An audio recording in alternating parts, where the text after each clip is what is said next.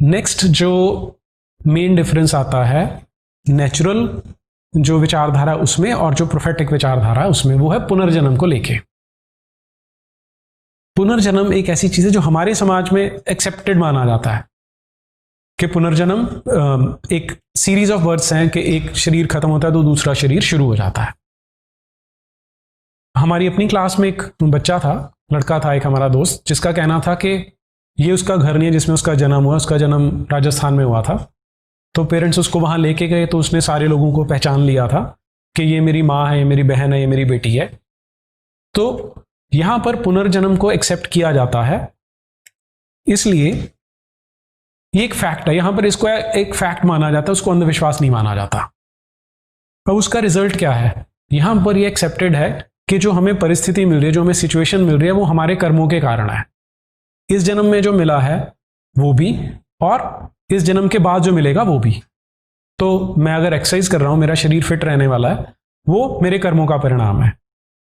अगर कोई बच्चा किसी तरह से अपाहिज पैदा होता है, जिसे हम आजकल दिव्यांग बोलते हैं, तो हम ये एक्सेप्ट करके चलते हैं कि उसके पिछले जन्म का कोई कारण था, कोई ऐसा कर्म था जिसके कारण उसको ये ऐसा जन्म मिला है।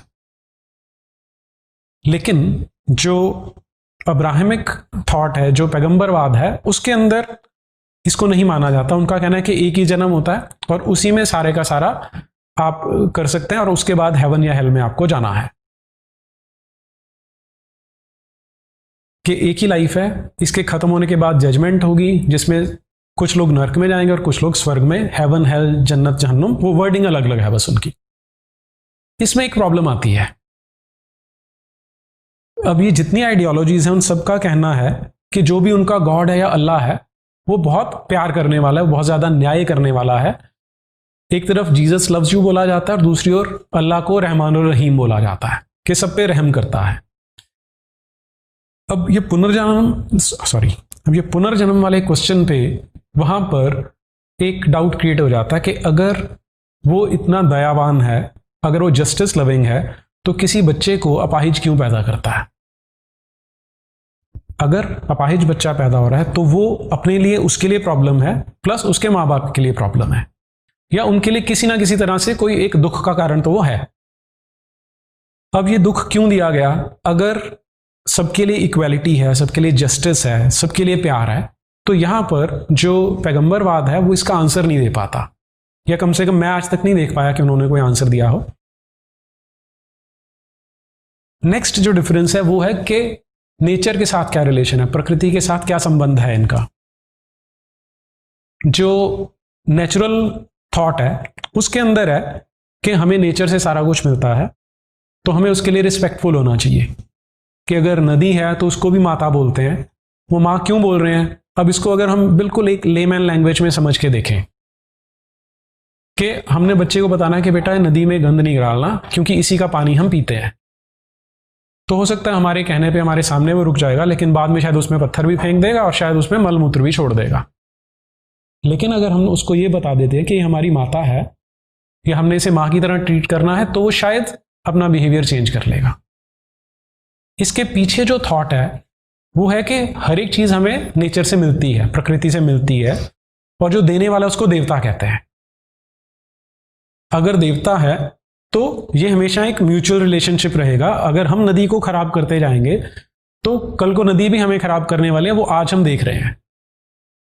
इसको दूसरी साइड पे अगर हम कंपेयर करें कि जो पैगंबरवाद है उसमें इस तरह की कई कंसेप्ट देखने को नहीं मिलती है। उनका सिंपल सा एक स्टेटमेंट है कि जो कुछ अवेलेबल है वो ह्यूमंस की एक्सप्लॉयटेशन के लिए है, कि जो ह्यूमन बीइंग्स है इसको यूज कर सकते हैं, उनके लिए बनाया गया है। और इसका सबसे अच्छा एग्जाम्पल हम अगर कंपैरिजन करना चाहते हैं तो भगवद गीता से देख सकते हैं।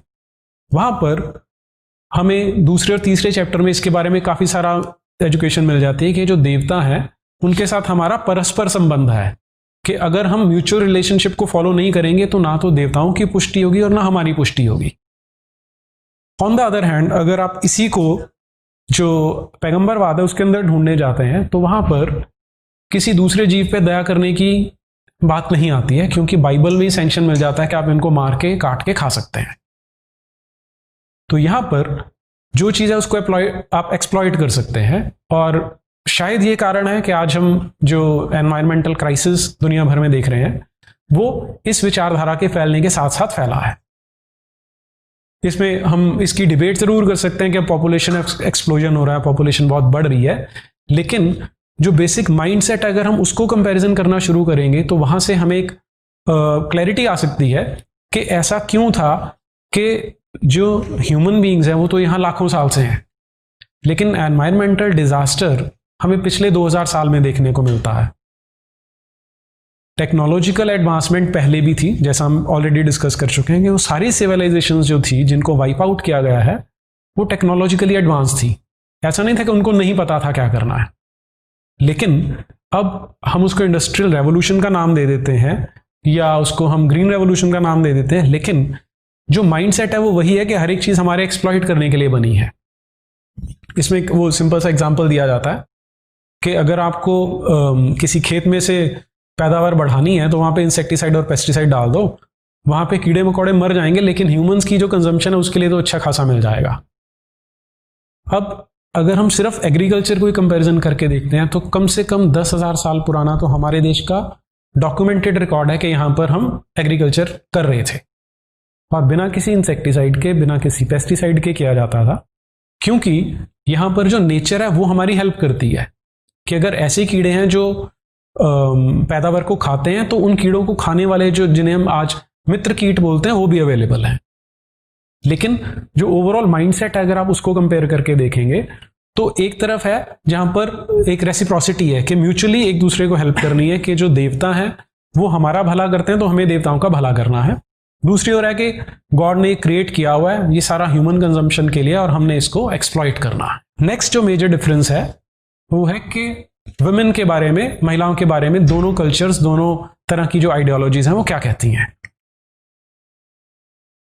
जो मैंने पहले सारी सिविलाइजेशंस का डिस्कशन किया था उसमें जब मैं देवी की बात कर रहा हूं तो वहां पर ये पॉइंट सबसे इंपॉर्टेंट हो जाता है कि कोई भी ऐसा समाज जो देवी की पूजा कर रहा है वो महिलाओं को नीच दृष्टि से या बुरी नजर से नहीं देखता। एक्सेप्शंस हो सकते हैं लेकिन as a community, as a समाज ऐसा नहीं देखने को मिलता। तो यहां पर जैसे हम अपने देश में देखते हैं कि जो नारी है उसको शक्ति का प्रतीक माना जाता है और उसको डिपिक्ट भी, उसको पोर्ट्रे भी वैसे किया जाता है, लेकिन जो पैगंबरवाद है उसके अंदर ये एक एक्सेप्टेड फैक्ट है कि जो लेडीज हैं वो मर्द से इंफीरियर होती हैं। इसका जो ओरिजिन हम मान सकते हैं वो ओरिजिनल सिन से आ जाता है कि आई होप सबको पता होगा ये कि जो आदम और ईव वाली कहानी है कि दोनों को बनाया गया था, लेकिन क्योंकि ईव ने बोला था कि वो वाला फल खा लेते हैं इसलिए उसको गॉड ने स्पेशल पनिशमेंट दी, उसको स्पेशल एक श्राप दिया है कि जो लेडीज हैं वो हमेशा इंफीरियर रहने वाली हैं। अब जो आज हम फेमिनिस्ट मूवमेंट देखते हैं दुनिया भर में वो भी इसी का रिजल्ट है कि वो हमें कभी एशिया में देखने को नहीं मिलता कि महिलाओं को लिबरेट करने की जरूरत है, वो वहीं पर देखने को मिलता है जहां पर उनको सप्रेस किया जाता है। जब हम अपने देश में देखते हैं तो यहां पर सिर्फ देवी को पूजा जा रहा है, सिर्फ उतना नहीं है, यहां पर हर साल फिर उसको रीइंफोर्स किया जाता है। वो रक्षाबंधन है उससे भी किया जाता है, या जब हम देवी पूजन में जाते हैं, नवरात्रों में जाते हैं, तो वो सारा इन चीजों को रीइंफोर्स करने में हेल्प करता है। ऑन द अदर हैंड जो लेडी की डिपिक्शन प्रोफेटिक रिलीजन्स में की जाती है, पैगंबरवाद में की जाती है, वहां पर पैगंबर का जो स्टैंड है वो ये है कि महिलाएं इंफीरियर हैं क्योंकि उनको एक तो फिजिकल इंफीरियोरिटी है उनके अंदर, और दूसरा ये है कि जो मर्द हैं वो अपना माल खर्च करके इनको चलाते हैं। तो थ्योरेटिकली और प्रैक्टिकली ये दो चीजें हैं जो महिलाओं को या महिलाओं के अगेंस्ट डिस्क्रिमिनेशन क्रिएट करती हैं। नेक्स्ट है नेचर ऑफ ट्रूथ। अब हर किसी आइडियोलॉजी का ये क्लेम होता है कि सच उनके पास है या उनको पता है, दूसरे को नहीं पता। ये किसी भी केस में एप्लीकेबल है। दोनों विचारधाराएं, दोनों ट्रेडिशंस हैं, उनमें भी ये इक्वली एप्लीकेबल है। लेकिन डिफरेंस क्या है कि जो नेचुरल वाली थॉट प्रोसेस है उसके अंदर कहा जाता है कि जो ट्रुथ है वो हमेशा से रहा है और वो हमेशा वैसी रहेगा। ना तो उस पर कोई व्यक्ति का प्रभाव पड़ता है ना टाइम का प्रभाव पड़ता है। वो शाश्वत भी है और अपुरुषेय है कि उसको ह्यूमंस चेंज नहीं कर सकते और टाइम चेंज नहीं कर सकता। फिर ये सच कैसे जाना जा सकता है? उसके लिए हमारे यहां सबसे कॉमन है जिन खोजा तिन पाया। जो ढूंढने चलेगा उसको मिल जाएगा, जो नहीं जाएगा उसे नहीं मिलेगा। उसके लिए हम गौतम बुद्ध का एग्जाम्पल दे सकते हैं, महावीर का एग्जाम्पल दे सकते हैं, पतंजलि ऋषि का एग्जाम्पल दे सकते हैं कि अलग अलग रास्ते हैं। आप उसको कर्म योग बोल सकते हैं, कर्म योग से भी मिल जाएगा। ज्ञान योग पे चलेंगे उससे मिल जाएगा, भक्ति योग पे चलेंगे उससे भी मिल जाएगा। फिर और जो मेन डिफरेंस आता है कि यहां पर अगर किसी ने बोला कि अगर आप योगासन ये करोगे, इस तरह से योगा को फॉलो करोगे, ये अष्टांग योग है, उसके रास्ते पे चलोगे तो ये आपको मिलेगा। यहां पे हम इसको साइंस के साथ कंपेयर कर सकते हैं। साइंस में हम क्या बोलते हैं कि आपका जो क्लेम है क्या वो वेरीफाई किया जा सकता है, क्या उसे रिपीट किया जा सकता है। तो दोनों चीजें यहां पर एप्लीकेबल हैं कि अगर तो उसको वेरीफाई भी किया जा सकता है और रिपीट किया जा सकता है तो हम उसको एक्सेप्ट कर लेते हैं, वो एक सिद्धांत बन जाता है। अगर उसे रिपीट नहीं किया जा सकता तो सिद्धांत नहीं, आप उसको डिस्कार्ड कर सकते हैं। ऑन द अदर हैंड जब हम पैगंबरवाद पे आते हैं तो वहां पर हर कुछ टाइम के बाद पैगंबर नया आ जाता है, उसके पास मैसेज भी नया आ जाता है और वो आपस में कई जगह पे एक दूसरे से कन्फ्लिक्टिंग भी है और कॉन्ट्राडिक्टिंग भी है। तो जो सच है वो टाइम के साथ चेंज हो जाता है। प्रॉफिट चेंज होता है, पैगंबर चेंज होता है, तो सच भी चेंज हो जाता है। और मेन बात क्या है कि यहां पर आप उसको अपने आप नहीं जान सकते। वो एक किताब में लिखा हुआ है, जो गॉड था या जो अल्लाह था उसने किताब भेजी, उस किताब में वो मैसेज है, पैगंबर के थ्रू आया था। आप ना तो पैगंबर के इक्वल हो सकते हैं, ना प्रॉफिट के इक्वल हो सकते हैं, ना सन ऑफ गॉड के इक्वल हो सकते हैं। बस आप उसको थर्ड जो सेकेंड हैंड नॉलेज है वो आप ले सकते हैं वहां से। इसको आप वेरीफाई नहीं कर सकते। अगर उसमें कोई स्टेटमेंट है आप उसको लैब में जाके कहीं पर रिपीट नहीं कर सकते। आप उसको, ये क्लेम जो है ये वेरीफाइबल नहीं है।